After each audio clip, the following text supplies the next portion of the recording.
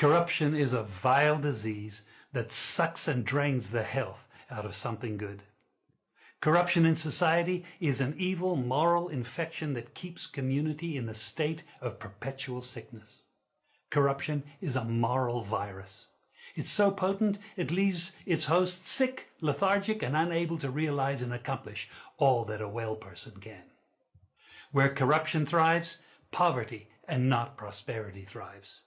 Wealth is grabbed into the greedy, grubby hands of those who get fat on the toil and labor of good people. Corruption benefits only temporarily those who participate in it. Everyone else is a victim of the theft, the deceit, the dishonesty, and the lies that corruption feeds on. You need to know that a corrupt person is stealing from you. Corruption is filthy work and despicable acts of treachery done under the table and behind closed doors. Corruption is a disgusting shame. Corruption keeps a nation back from true development and from progress. Wise investors steer clear of a corrupt environment. They would rather put their resources into a place where the playing field of opportunity is equal for all and not bent towards feeding the financial lust of corrupt, lying, cheating, thieving politicians and government officials. How many wonderful development projects have been lost because the investors didn't want to do business in a swamp of evil? When those great projects go to another nation or to some other place, we all lose. Believe me when I tell you that corruption steals from you, it steals from all of us. Corruption plunders the nation's wealth. Corrupt people compromise on truth, equity, and fairness, choosing instead to feed off the short-term benefits of crookedness, exploitation, and financial perversion. Corruption is not just a personal matter, it's a culture. It's a way of life, not just for individual people, but for companies, communities, governments, and nations. Corrupt nations, hiding behind large companies, will seek to invest in other weak nations in order to take over the assets of the nation that they've invested into. They will provide financial loans to a nation for the much needed infrastructure, and they will do it with assets that they provide.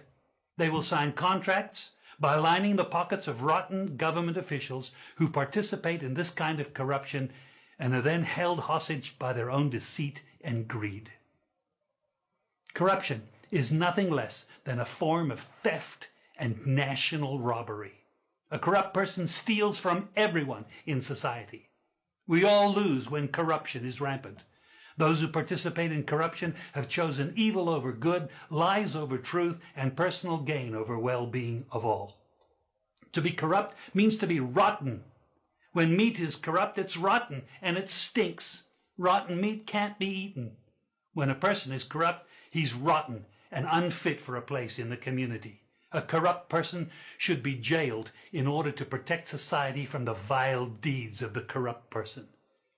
Government should be protecting us from the foul results of corruption instead of being the proponents and participants in corruption.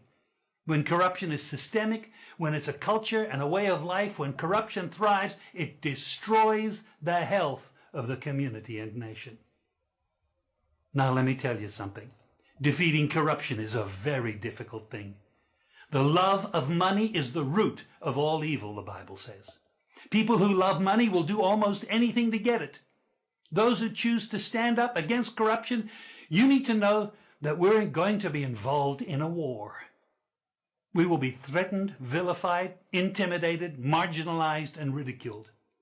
These kind of people who stand up against corruption will often feel alone, as if they are the problem instead of the solution.